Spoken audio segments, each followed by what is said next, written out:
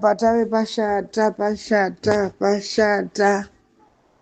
pekuti vanhu vari kusungwa kuti imimi itai criticize vamunangagwa. Kuti vati vamunangagwa kuti vakudza kuti munhu mukuru kwete nekuti ndipurezidendi. Isu tiri kuvakudza nekuti munhu mukuru.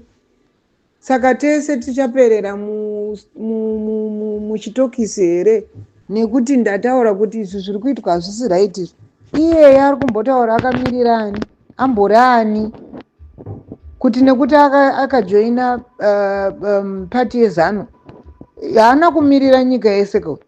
Isu tiri kutaura nezvenyika kuti nyika ina kumira zvakanaka. Vamunangagwa ndimi muri kuti muri kutonga.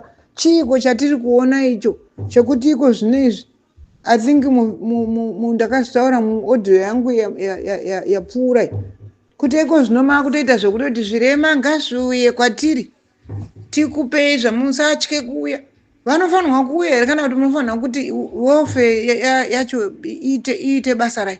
Iri kuita basa rei? Ministry of Health and Welfare vari kuita basa rei ramungati imimi zvirema zvese ngazviuye kuState House uko vachikukumbirei kuti tiri kuda chifambiso kokudya? Vari kumbodyei? Vari kumboita sei neurema hwavo? Zvii zviri kuitika muurema hwavo? Iko zvino vanhu vari kuhamba undabden uko vagere murodhi havana toilet havana chii. Dai iri government chaiyo chaiyo zvinezvi matoisa matoilets matemporary toilets ikoko, matoisa zvimanikini zvemvura, zvimatengi zvemvura kuitira kuti vanhu vechikadzi, vanhu vana vawane chekunwa, vawane chekubikisa. Mapoto havana, nothing.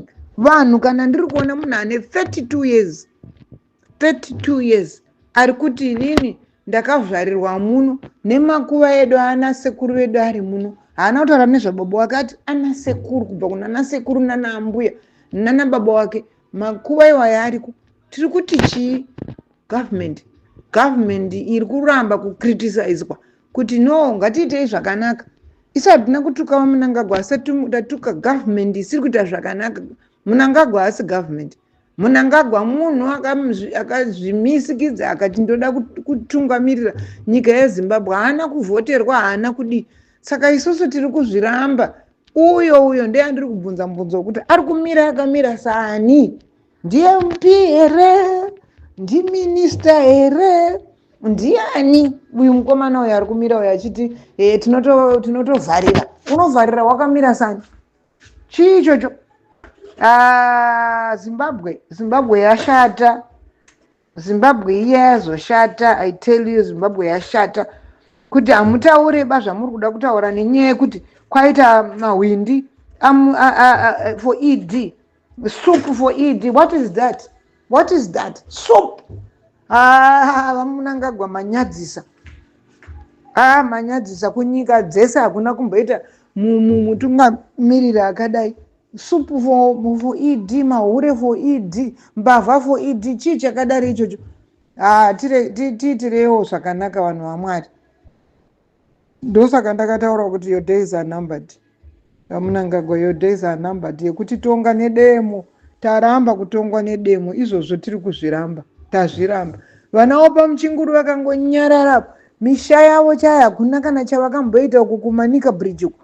Hakuna kana chiriko uku kwakangoshama. Ndakatoshamisika ini kuti ndopaManika Bridge pa kare tichapaenda isu. Pakange paitoonekera iko zvino hapana kana chiripo, asi ndokumusha kwavo pamuchinguri achingotonga nedemo ariko kumusoro ikoko.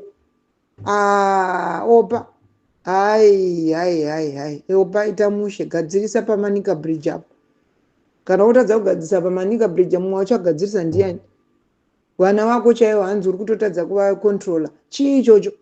Manika Bridge afa iyo. Gadzirai nerodhi yachena ina kumbomira zvakanaka.